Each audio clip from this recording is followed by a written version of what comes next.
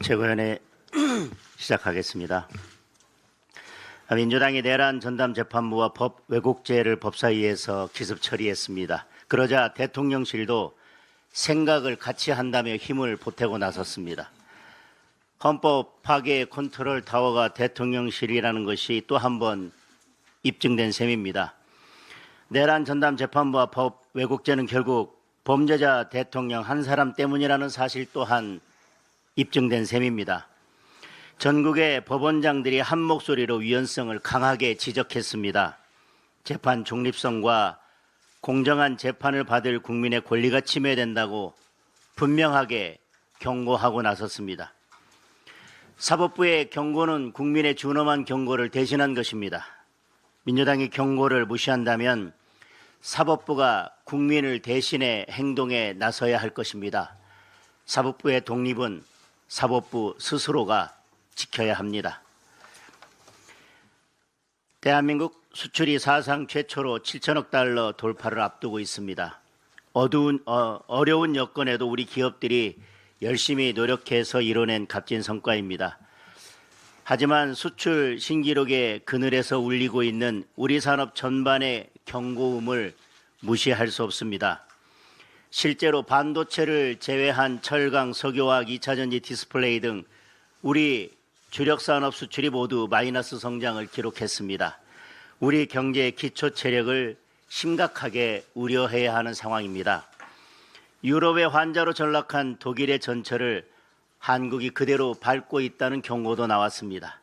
한국을 방문한 요하임 니겔 독일 연방은행 총재는 한국 경제가 독일 경제를 닮아가고 있다고 했습니다. 그러면서 구조개혁의 필요성을 역설했습니다. 특히 공공지출 확대만으로 성장 경로를 바꿀 수 없다면서 규제 완화, 노동시장 유연화 등 뼈를 깎는 구조개혁이 필요하다고 지적했습니다. 그런데 지금 이재명 정권은 정확하게 거꾸로 가고 있습니다. 무분별한 돈 풀기로 내년 국가 채무가 약 1,414조 원, 사상 최초로 GDP 대비 50%를 넘어설 전망입니다. 재정이 흔들리면 환율이 오르고 국가 신용도 하락이 뒤따릅니다. 정작 풀어야 할 규제는 풀지 않고 있습니다. 민주당의 반대로 1년 넘게 끌어온 반도체 특별법이 간신히 상임위를 통과했지만 기대했던 주 52시간 근로시간 예외는 끝내 빠졌습니다. 민노총이 반대했기 때문입니다. 노란 봉투법과 같이 노동시장 유연성에 역행하는 민노총 하청 법안들은 일사천리로 통과됐습니다. 구조개혁은 국가 생존을 위한 필수 과제입니다. 지금 시작해도 늦습니다. 국민의힘은 기업이 마음껏 뛸 수 있도록 규제를 혁파하는 데 힘을 쏟아왔고 앞으로도 더 적극적으로 노력하겠습니다. 기업들의 활력을 돋우고 청년 일자리를 늘리기 위해 달라진 근로 환경에 맞춘 합리적 노동시장 유연화를 적극 추진하겠습니다. 이재명 정권은 재정 팽창과 반기업적 경제정책의 방향을 전환하고 조속히 산업 전반의 구조개혁에 나서기 바랍니다. 어제 강훈식 대통령 비서실장이 국회에 특별감찰관 추천을 공개적으로 요청했습니다. 사실 특별감찰관 임명은 이재명 대통령의 공약이었고 지난 7월에 임명 절차를 밟으라고 직접 지시한 바도 있습니다. 그런데 대통령 지시라면 팥으로 메주를 쓰라 해도 따르던 민주당이 유독 특별감찰관 임명만은 지금껏 뭉개고 있습니다. 대통령은 립서비스를 하고 민주당은 알아서 뭉갠 것이라는 의심을 지울 수가 없습니다. 최근 발생한 후인식 현지 누나 사건만 보더라도 특별감찰관 임명을 더 이상 미뤄서는 안 됩니다. 만약 민주당이 계속 특별감찰관 추천을 미룬다면 결국 대통령과 민주당이 짬짬이를 하고 있다고 하는 것이 입증되는 것입니다. 즉각 특별감찰관 추천 절차에 들어갈 것을 민주당에게 강력히 촉구합니다. 이상입니다.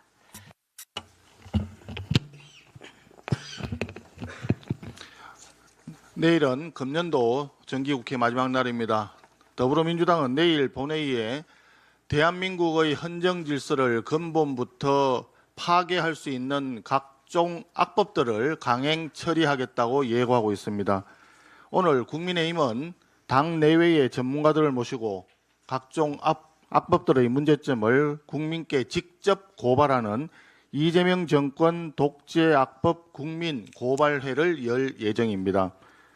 더불어민주당은 가장 먼저 필리버스터 제한법, 다시 말해서 소수 야당 입털막법부터 강행 처리하겠다고 예고했습니다. 다시 한번 말씀드립니다. 필리버스터는 의회 민주주의를 지키기 위한 소수당의 마지막 저항 장치입니다. 이것마저 못하게 하겠다는 것은 곧 의회 민주주의를 완전히 부정하는 일당 독재 선언이라 할 것입니다. 이번 민중기 특검의 통일교 편파 수사는 3대 특검이 정권의 하수인이자 야당 탄압 도구로 전락했다는 사실을 다시 한번 여실히 입증하고 있습니다. 민중기 특검은 우리 당 500만 당원 명부를 압수수색하기 위해서 국민의힘 중앙당사까지 들이닥쳐서 압수수색을 했었고 표적 수사로 권성동 전 원내대표도 구속한 바가 있습니다. 그런데 통일교가 더불어민주당 의원 2명에게 수천만 원의 금품을 제공하고 무려 15명의 더불어민주당 정치인이 금품 수수에 연루되었다는 구체적인 진술이 있음에도 불구하고 이를 수사하지 않고 덮어버렸습니다. 진술이 나왔으면 수사를 해야만 하는 것입니다. 특검법에 따르면 수사 과정에서 인지된 관련 범죄 행위는 수사 대상으로 명시되어 있습니다. 통일교 수사 자체가 인지사건입니다. 야당은 범죄 혐의가 작더라도 인지되면 무조건 수사로 파헤치고 여당은 범죄 혐의가 아무리 크다 하더라도 인지해도 수사조차 하지 않고 묻어준다는 것. 이것이 바로 노골적인 선택적 수사이고 야당 탄압 정치적 수사이다라고 하는 점을 자인한 것입니다. 더불어민주당 통일교 금품 수수 의혹에 대한 전면 재수사를 강력히 촉구합니다. 그렇지 않으면 훗날 민중기 특검을 수사 대상으로 하는 특검이 도입될 수밖에 없다는 것을 다시 한번 분명히 밝혀둡니다. 서울 집값 관련해서 한 말씀 드리겠습니다. 며칠 전 이재명 대통령이 기자회견에서 서울 집값 문제를 묻는 질문에 대책이 없다, 구조적 요인이라 해결되지 않는다라고 답을 했습니다. 참 답답합니다. 대통령이 국민의 주거 문제 앞에서 손을 들었다는 백기투항의 뜻인지 아니면 국민을 상대로 무책임한 말장난을 하는 것인지 이해할 수 없습니다. 이재명 정권은 출범 이후 각종 규제를 쏟아내면서 사실상 서울 추방령을 내렸습니다. 그 결과 집 없는 국민이 월세 난민으로 내몰리고 대출을 받아 집을 장만한 실수요자들은 이자 부담에 허덕이고 있습니다. 이 모든 혼란을 초래한 당사자가 이제 와서 대책이 없다라고 꽁무니를 뺀다면 이것은 완전히 국민을 기만하는 처사입니다. 이미 수차례 지적했듯이 이재명 정부의 규제 일변도 정책은 극소수의 현금 부자만 살아남는 시장을 만들어버렸습니다. 1015 대책 이후 서울 매매 거래량은 무려 60% 가까이 사라졌지만 집값은 여전히 신고가를 양출하고 있습니다. 양산하고 있습니다. 오히려 강남 3구 서울 주요 지역에서는 계속 집값이 오른다는 통계가 나오고 있습니다. 거래가 얼어붙자 고가주택만 움직이는 왜곡된 시장이 고착되고 전월세 수요가 급증하면서 전세 가격이 한두 달 만에 1, 2억씩 뛰는 등 민생의 고통이 커지고 있습니다. 가장 절실한 실수요자들은 대출 절벽 앞에서 좌절하고 있습니다. 서민, 청년, 신혼부부는 정상적인 금융 거래조차 어려워졌고 내 집 마련의 첫 걸음을 뗄 기회마저 박탈되고 있습니다. 여론조사 결과에서도 이 같은 현실은 그대로 나타납니다. 리얼미터 조사에서 부동산 정책 관련해서 무주택자의 54.7%가 정부의 부동산 정책을 부정적으로 평가했습니다. 평범한 국민들을 투기 세력으로 취급하고 주거 사다리를 걷어찬 이재명 대통령이 이제 와서 대책이 없다라고 고백하는 것은 무책임의 극치, 무능의 극치라고 할 수 있습니다. 이재명 정권에게 다시 한번 요구합니다. 서울 집값 대책 자신 없으니까 시장에 맡기시기 바랍니다. 이재명 대통령이 직접 국민 앞에 명확히 사과하기 바랍니다. 무도한 1015 서울 추방령 전면적으로 즉각적으로 철회할 것을 다시 한번 강력히 촉구합니다. 이상입니다. 예, 최고위원 신동욱입니다. 지난 주말에 한 모임에 갔더니 초등학생이 저에게 묻습니다. 현지 누나는 대체 누굽니까? 이렇게 묻습니다. 그래서 사실은 초등학생이 물었다는 게 이상한 것이 아니고 다시 한번 망치로 뒤통수를 맞은 듯한 느낌을 가졌습니다. 그래서 지난주에 이 현지 누나와 관련해서 무슨 일이 있었는지를 다시 한번 생각을 해봤습니다. 12월 2일 날 유명한 문자 메시지가 언론을 통해서 공개가 됐습니다. 문진석 원내수석과 수석이 김남국 디지털 소통 비서관에게 보낸 훈식이형 현지 누나에게 잘 부탁해 볼게요라는 문자 메시지가 공개가 됐습니다. 그러자 12월 3일 용산 대통령실이 김남국 비서관에게 엄중 경고했다는 발표를 냅니다. 그런데 그 다음 날 갑자기 김남국 비서관이 사표를 내고 그 사표가 바로 수용이 됩니다. 그랬는데 그 다음 날인 12월 5일 김현지 씨가 직접 조선일보하고 전화 통화를 해서 나는 유탄 맞은 것이다. 김남국 의원은 누나 동생 하는 사이가 아니다라고 강하게 부인을 합니다. 그걸로 끝난 것이 아니고 주말에 강훈식 비서실장이 감찰을 했는데 인사청탁이 전달된 바 없다라고 발표를 합니다. 그런데 여러분 좀 이상하지 않습니까? 이게 무슨 감찰할 내용인가요? 강훈식 비서실장과 김현지 씨가 이게 물어보면 그냥 끝나는 겁니다. 그런데 강훈식 실장은 당사자이기 때문에 본인이 청탁받은 바 없는 것을 뭘 감찰을 했다는 거죠? 그러면 옆방에 있는 김현지 실장에게 부속 실장에게 청탁받는 거 있냐고 물어보면 끝나는 겁니다. 근데 저는 왜 이 사람들이 이렇게 호들갑을 떨었을까? 그게 참 갑자기 궁금해졌고 또 김남국 비서관은 왜 사표를 냈을까? 사실 사표를 내려면 청탁을 한 문진석 원내수석이 사표를 냈었어야 하고 김남국 수석은 전달하지 않았으니까 경고 정도 하면 아주 적당했을 일입니다. 그래서 제가 내린 결론은 현지 누나와 이 모든 의무는 통하는 것이구나. 김남국 비서관은 만사현통으로 알려진 김현지가 이 정권의 실세 중에 실세고 또 모든 인사를 주무르는 비선의 핵심 실세라는 것을 만천하에 공개한 죄를 지었기 때문에 사표를 냈구나. 아니면 김남국에게서 꼬리 자르기를 하기 위해서 사표를 냈구나. 이렇게 생각할 수밖에 없습니다. 그래서 저는 대한민국 국회의원으로서가 아니고 국민의 한 사람으로서 다시 한번 이재명 대통령에게 묻겠습니다. 현지 누나는 도대체 누굽니까? 투명 인간입니까? 아니면 AI가 만들어낸 합성 인간입니까? 이런 의문을 국민들이 가지는 것, 초등학생들이 가지는 것 당연하지 않습니까? 이제 현지 누나는 온 국민이 다 아는 국민 누나입니다. 그런데 그 현지 누나가 어디서 태어났고 어떤 성장 과정을 거쳤고 어떤 학교를 나왔고 누구와 친하고 아무것도 알려진 것이 없습니다. 대통령의 최측근 가장 가까운 자리에서 대한민국 정부 인사를 주무른다고 하는 그 현지 누나가 과연 누군지 아무도 대한민국 국민들은 모릅니다. 이거야말로 국정조사를 해야 하는 것입니다. 특별검사 수사를 시켜야 하는 것입니다. 그런데 왜 아무 말이 없습니까? 민주당 의원들은 진짜로 김현지 씨의 정체가 궁금하지 않습니까? 김어준 TV를 주로 보는 민주당 지지자들은 정말로 김현지 씨가 궁금하지 않습니까? 저의 이 궁금증이 스토킹입니까? 편집증입니까? 정말로 이상하지 않습니까? 국정조사 특검 당장 받지 못하겠다면 김현지 씨 주민등록 등본 딱 한 통만 공개해 주시기를 촉구드립니다. 이상입니다.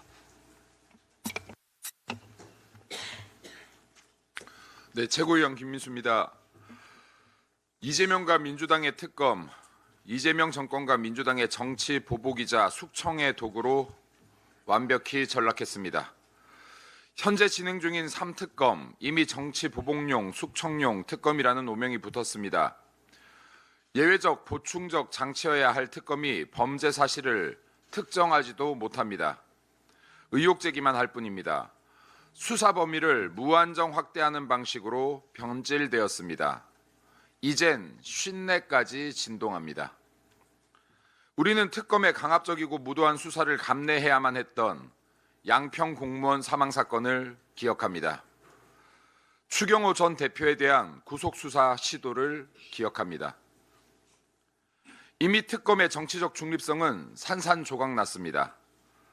지난 3일 이금규 특검보가 민주당 행사에 참석하여 감사장을 수여받았습니다. 계엄군을 막아선 공로라고 합니다. 이금규 특검보는 앞으로 해당 사건의 유무죄에 중대한 영향을 미칠 위치에 있는 자입니다. 민주당의 감사장을 받고 유죄 의지까지 다지는 특검, 이미 그 중립성을 상실했습니다. 이러한 행위 하나하나가 결국 특검의 정치화를 방증하는 것입니다. 이명현 특검은 어떻습니까? 임성근 전 해병대 1사단장에게 욕설을 한 타인의 게시물과 김건희 여사 허위 경력 의혹을 무혐의 처분한 검찰을 비난하는 글 등을 다수 공유한 바 있습니다. 이 역시 정치적 중립 의무 위반입니다. 이미 정치적으로 편향된 자들이 핵심에 배치되어 움직이는 특검, 공평할 리도 공정할 리도 없습니다. 내란 재판부는 말할 나위 있겠습니까? 특검을 특검해야 할 판입니다. 특검에 의한 정치보복, 또 이를 넘어 내란 재판부 설치를 밀어붙이는 민주당. 이는 단순한 정쟁이 아닙니다. 법치가 모두 파괴되고 있음을 보여주는 신호탄입니다. 전직 대통령과 현직 정치인이 사유화된 법의 피해자가 되어 보복, 숙청까지 가능한 나라. 더 이상 자유민주주의 국가가 아닙니다. 국민은 언제든 낙엽처럼 쓰러질 피해자가 될 수 있습니다. 정치 보복성 숙청 행위를 멈추지 않는다면 이재명 정권은 국제사회로부터 비난과 압박을 받게 될 것이며 그 수명을 다하지 못할 것입니다. 이재명 재판 속개합시다. 이상입니다. 지난 11월 24일 미국 백악관은 하나의 행정명령에 서명했습니다. 이름하여 제네시스 미션, 향후 3 내지 5년 안에 도래해야 할 초거대 AI 경쟁에서 기술 패권을 다시 확정짓기 위한 국가적 프로젝트입니다. 이 미션의 핵심은 미국이 수십 년 동안 쌓아온 모든 과학 데이터와 슈퍼컴퓨터, 양자컴퓨터, 국립연구소를 하나의 AI 플랫폼으로 통합하겠다입니다. 미 에너지부와 17개 국립연구소 그리고 민간 빅테크들이 참여해 아메리칸 사이언스 앤 시큐리티 플랫폼이라는 초대형 AI 실험실을 만들겠다는 것입니다. 미국 정부와 언론은 규모와 야심이 맨하튼 프로젝트와 아폴로 프로그램에 비견된다라며 맨하튼 프로젝트 2.0이라고 부릅니다. 한편 중국은 이미 국가 차원의 AI 반도체, 양자, 나노 투자에 전 사회적 에너지를 쏟아붓고 있습니다. 공대에 미친 중국이 여기서 나옵니다. 문제는 이 거대한 AI 과학 패권 경쟁의 일막에 올랐는데 대한민국은 아직도 정치 양극화의 진흙탕에서 한 발짝도 못 나가고 있다는 현실입니다. 우리는 누구도 함부로 할 수 없는 메모리 반도체 패권국입니다. HBM, 초미세 공정, 첨단 패키징에서 대한민국은 여전히 세계 공급망의 심장을 움켜쥐고 있습니다. 저는 국민의힘 반도체 AI 첨단산업특위위원장으로서 대한민국이 나아가야 할 방향에 대해 이 자리에서 잠깐 말씀드리고자 합니다. 첫째, 반도체를 한 품목 수출이 아니라 대한민국 국가 전략의 플랫폼으로 격상해야 합니다. 특히 HBM은 국가 전략 산업으로 바로 지정해야 합니다. 대한민국 반도체 없이는 엔비디아의 GPU도 미국의 제네시스 미션도 없습니다. 이제 우리는 수출 1위 품목이라는 관점이 아니라 대한민국의 존엄한 일자리와 안보, 미래 먹거리를 떠받치는 국가 플랫폼으로 반도체를 재정의해야 합니다. 메모리와 시스템 반도체, HBM과 첨단 패키징, 전력 반도체와 센서, 그리고 그 토대가 되는 나노 소재, 나노 공정, 장비 산업, 군 전체를 제네시스 미션급 국가 과제로 묶어야 합니다. 과기부, 산업부, 중기부를 묶은 과기부총리가 미국 에너지부의 역할을 담대히 수행해야 합니다. 못하겠으면 과기부총리 지금 바로 내려오셔야 합니다. 둘째, 한국판 제네시스 미션, 코리아 사이언스 앤 시큐리티 플랫폼을 만들어야 합니다. 미국이 국립연구소와 연방 데이터를 하나로 묶는 것처럼 대한민국도 카이스트, 포스텍, 지스트, 유니스트, 서울대, 키스트, 에트리, 원자력 에너지 재료연구원, 반도체 디스플레이 배터리 연구소, 그리고 삼성, SK하이닉스, K팹리스 장비 소재 기업들까지 하나의 AI 과학 플랫폼으로 연결하는 국가 프로젝트를 이제라도, 지금이라도 시작해야 합니다. 국가가 가진 연구 데이터, 산업 데이터, 의료, 에너지, 교통 데이터 가운데 안전하게 익명화, 보호가 가능한 영역을 모으고 이를 기반으로 과학 전용 기초 모델을 만들고 반도체 설계 공정, 신소재 개발, 신약, 에너지 효율, 국방 우주까지 연구, 실험, 시뮬레이션을 AI가 가속하는 체계를 갖추어야 합니다. 셋째, 반도체와 나노기술을 청년의 존엄한 일자리와 소득으로 연결해야 합니다. 제네시스 미션도 결국 미국의 과학 패권, 산업 패권, 안보 패권을 지키기 위한 전략입니다. 대한민국은 여기서 한 걸음 더 나아가 반도체, 나노, AI, 로봇, 에너지, 바이오 전 영역에서 연구실, 공장, 데이터 센터, 서비스 산업을 잇는 가치 사슬 전체에 일자리를 만들어야 하고 이 일자리가 특정 대기업 및 몇 군데만 집중되는 것이 아니라 지역 대학, 지역 기업, 스타트업까지 이어지는 구조를 만들어야 합니다. 정규직이냐 비정규직이냐를 넘어서 내가 하는 일이 세계 패권 기술과 연결되어 있다는 자부심, 기술 강국 대한민국을 내가 함께 세운다는 존엄한 노동의 자긍심을 청년 세대에게 돌려줘야 합니다. 마지막으로 넷째, 이 모든 것을 가로막는 정치 양극화를 멈춰야 합니다. 지금 대한민국 정치는 어느 진영이 이기냐에 집착한 나머지 어떤 나라를 만들 것이냐 이 질문을 잃어버렸습니다. AI로 세상의 패러다임이 향후 3 내지 5년 안에 완전히 바뀔 것이라는데 전 세계 과학자들과 기업들이 이미 동의하고 있습니다. 대한민국이 선택할 수 있는 길은 두 가지뿐입니다. 남이 만든 질서에 끌려다니는 추종국으로 남을 것인가, 아니면 반도체와 나노기술, AI를 무기로 누구도 함부로 할 수 없는 과학기술 패권 국가로 우뚝 설 것인가. 반도체에서 시작해 나노로 확장하고 AI로 과학과 산업, 안보를 재편하며 그 성과를 국민의 존엄한 일자리와 소득으로 돌려드리는 나라, 부민 강국 과학기술 패권국가 대한민국의 길을 누구보다 먼저, 누구보다 집요하게 우리 국민의힘이 먼저 준비하겠습니다. 이상입니다.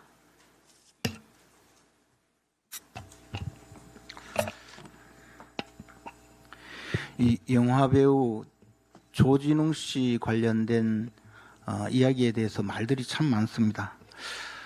과거에 일방적으로 당한 사생활이지만 그 낯뜨거운 동영상이 공개가 되어서 크게 사회적으로 물의를 일으킨 여배우도 그 이후에 그런 여러 가지 어려움을 극복하고 지금은 왕성한 활동을 하는 분도 있고 또 여러 가지 범죄에 연루되어서 물의를 일으켰지만 오늘날에는 복귀해서 역시 화려한 연예 활동을 하는 분들도 있습니다. 그분들은 대체로 연예 활동만 하고 또 영화 활동을 하고 있습니다. 그런데 왜 이 조진웅 씨에 대한 사태에 대해서는 이렇게 이 나라의 전직 교수, 학자, 심지어 민주당 국회의원까지 개입해서 이 진영 전체가 옹호를 하고 나서는가, 그에 대해서 저는 좀 생각이 다릅니다. 이 연예인이 공인이냐의 문제에 대해서는 여러 가지 생각을 할 수 있지만, 이분들은 사회적으로 영향력이 엄청나고 그분들은 사회적 영향력과 대중의 인기를 통해서 자신의 일을 하기 때문에 그분들이 하시는 말씀에도 사회적 책임이 따르는 것입니다. 그래서 뭐 개념 발언이다 또는 사회 정치적 개입에 대해서 많은 논란을 일으키는 것도 바로 그분들이 사회적 영향력이 있기 때문입니다. 그래서 연예인이 공인으로 평가를 받고, 좀 잘못된 일이 있으면 개인적인 단순한 사생활인데도 불구하고 방송 금지라는 뭐 거의 밥줄 끊기 정도의 가혹한 처벌이 내려지는 것입니다. 매스컴을 통해 불특정 다수에게 영향을 미치는데 그것이 바로 그들의 책임이 되는 것입니다. 이번 조진웅 씨 사건에 대해서 좌파 진영의 일부는 헐리우드 배우들의 과거까지 들고 나오고 있습니다. 뭐 로버트 드니로, 또 알파치노, 이런 사람들이 젊은 시절, 어린 시절에 이러이러한 문제를 일으켰다. 스티브 맥큐는 소년원 출신이다. 뭐가 잘못이냐, 뭐 이런 이야기까지 하고 있습니다.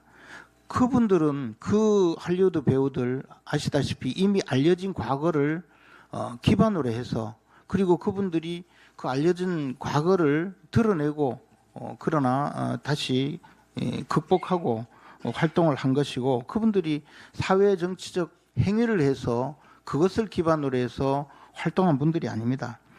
조진웅 씨 범죄는 지금 알려지고 있지만 이런 개인적인 범죄, 뭐 다른 사람에게 피해를 입히지 않은 단순한 마약 투약이나 막 그런 내용이 아닙니다. 어떻게 보면 극악무도한 중범죄입니다. 22살의 여대생을 성폭행하고 심지어는 그 집으로 따라가서 60만 원까지 강취했다, 강도짓을 했다라는 혐의의 기사가 이 사람의 범죄다라는 보도까지, 지금 추측 보도까지 나오고 있는 것 아닙니까? 최악질 범죄 아니겠습니까? 조진웅 씨가 반성을 했다든가 또는 사과를 했다는 이야기를 별로 들어본 적이 없습니다. 그분에 관련된 내용은 그냥 롯데자이언트 광팬이다, 또는 독립유공자 영화에 출연하고 독립유공자의 유해를 국내에 송환하는데 특사로 가고, 또는 국회에 대한 맹세를 행사장에서 낭독하고 뭐 이런 정도로, 그리고 이재명 대통령과 영화를 같이 보면서 낄낄거리고 뭐 그런 정도만 알려져 있습니다.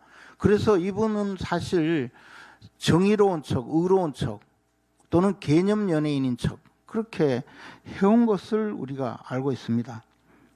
피해자에 의해서 이번 사태가 밝혀졌다고 알려지고 있습니다. TV에 나와서 홍범도 장군의 유해를 국내에 송환하고 김구 코스프레를 하고 독립유공자와 동일시하는 그런 온갖 사회정치적 문제에 자기 입장을 말하는 것을 보고 그 피해자가 어떤 심정을 가졌을까, 뭐 그런 것은 생각해 볼 수가 있습니다. 좌파 진영에서 지금 이 조진웅 씨를 옹호하는 이유가 뭡니까? 얼마 전에 298명이나 되는 학폭 혐의자들, 학폭 전력이 있는 어린 학생들을 대학 입학해서 배제한 적이 있습니다. 그때 어떻게 했습니까? 환호하면서 옹호하지 않았습니까? 더 글로리라는 드라마에 얼마나 환호했습니까? 이것은 모두 부정의, 또 학폭 정도의 그런 소년 시절의 범죄에 대해서도 우리 사회가 어떻게 받아들여지는지를 보여준 것입니다. 처벌받지 않으면 사적 복수라도 해라, 뭐 그런 정도의 감정이 있었지 않습니까? 저는 물론 조진웅 씨가 소년원에 가서 처벌을 받았다, 뭐 그 주장에는 어느 정도 동의합니다. 그런데 그것을 다시 꺼낸 것은 그분이 사회 정치적으로 여러 가지 발언을 하고 행세를 하면서 의로운 척, 정의로운 척 한 데 대해서 국민들이 또는 대중들이 지금 평가를 하는 것 아니겠습니까? 이 사회에서 과거에 백선엽 장군은 6.25 사변 때 그만큼의 공이 있지만 친일파라고 매도해서 어떤 일을 벌였습니까?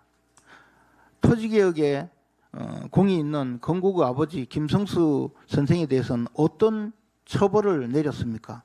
이것은 모두 진영 논리에 의해서 제대로 평가받지 않고 함부로 과거를 뒤집어 엎은 것 아니겠습니까?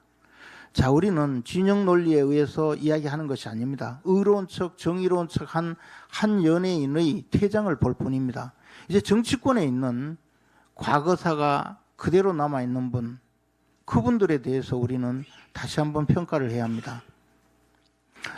우리 당에서는 소년부 송치 전력도 특정한 경우 공개하자는 법안이 제출이 되었습니다. 저는 이 법안을 말하는 것이 아니고 누구에게 적어도 공인이 이런 과거가 있는데 스스로 숨기면서 의로운 척하는 행위, 언젠가는 평가를 받을 것이다 라는 점을 말씀드리고자 합니다. 네, 청년 최고위원 우재준입니다. 더불어민주당이 추진 중인 이른바 내란 전담 재판부 설치법이 지난 3일 법제사법위원회를 통과하며 본회의 의결만을 남겨두고 있습니다. 내란 전담 재판부 설치법은 대한민국 헌정 질서를 뒤흔들 중대한 위헌 소지가 있는 법안입니다. 특정 세력이 판사 추천 구조에 영향을 미치게 되면 결국 그들의 의중이 판결에 투영될 수밖에 없으며 이는 곧 사법부 독립에 대한 노골적 침해가 될 것입니다. 위헌 소지란 최소화의 대상이 될 수 있는 것이 아닙니다. 위헌 가능성이 있으면 멈추는 것이 원칙이며 그것이 헌법 정신과 국민 주권을 지키는 길입니다. 이재명 정부가 불리할 때마다 꺼내드는 국민 여론은 민주당 입맛에 맞게 변하는 장식품이 아닙니다. 이미 코리아 정보 리서치, 한국갤럽 등 다수의 여론조사 결과에서 국민께서는 내란 전담 재판부 설치에 반대를 표명하고 계십니다. 현명한 국민께서 사법 독립을 무너뜨리는 입법에 결코 동의하지 않는 것입니다. 어제 이재명 정부 6개월 성과 간담회가 있었습니다. 대통령실은 한미 관세 협정, 코스피 4000시대 돌파, 내수 경기 활성화 등의 성과를 내세우며 스스로를 칭찬했습니다. 하지만 정작 국민이 겪는 환율 급등, 고용 문제, 물가 고통에 대해서는 한마디의 설명도 없었습니다. 이재명 정부는 대한민국 고용 문제를 그저 팔짱 끼고 지켜볼 것입니까? 훈식이 형과 현지 누나는 국민들 일자리 문제는 관심이 없습니까? 통계청 자료에 따르면 저소득층 근로소득이 5년 만에 처음 감소했습니다. 청년층 고용률은 18개월째 부진한 가운데 쉬었음으로 분류되는 청년은 매달 역대 최대치를 경신하고 있습니다. 환율, 물가가 동시에 폭등하며 민생 경제는 곳곳에서 경고음을 내고 있고 공급망, 환율, 경기 둔화, 삼중고에 기업은 투자를 망설이고 있습니다. 이러한 와중 이재명 대통령은 집값은 대책이 없다며 부동산 정책에 실질적인 포기를 선언했습니다. 이것이 대통령실이 자화자찬한 이재명 정부 6개월의 실제 경제 성적표입니다. 전기, 수도 등 국가 기반 산업은 흔들리고 기업은 범죄자 취급을 받으며 투자가 위축되고 민주당은 돈만 풀면 된다는 위험한 경제관으로 국가 재정을 소모하고 있습니다. 결과는 이미 예고된 파국입니다. 이재명 정부는 과연 이런 상황에서 민생을 입에 담을 자격이 있는지 스스로 물어야 할 것입니다.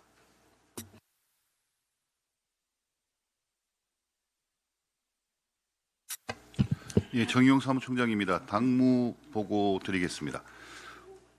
국민과 함께 만들어가는 정당, 국민과 함께하는 정치 실천, 여기에 더해 실생활과 밀접한 이슈를 국민의 목소리로 직접 전달하기 위해 1일 국민 당대표를 추진하고자 합니다. 국민의 목소리가 당의 정책과 입법에 반영되는 민심 최우선의 정치를 통해 더 친근하면서도 국민 한 분 한 분의 삶에 맞닿은 맞춤형 섬김의 정치를 실천하겠습니다. 추천과 공모 등의 다양한 방식으로 1일 당대표를 선정할 예정이며 일일 당 대표로서 최고위 회의 발언, 유튜브 인터뷰 등은 계획하고 있습니다. 참여 방법, 추진 일정 등 자세한 내용은 국민의힘 당 홈페이지를 통해서 알려드리겠습니다. 국민과 소통하며 국민의 시각을 직접 당 운영에 담아내려는 이번 새로운 시도에 국민 여러분들의 많은 관심을 부탁드립니다.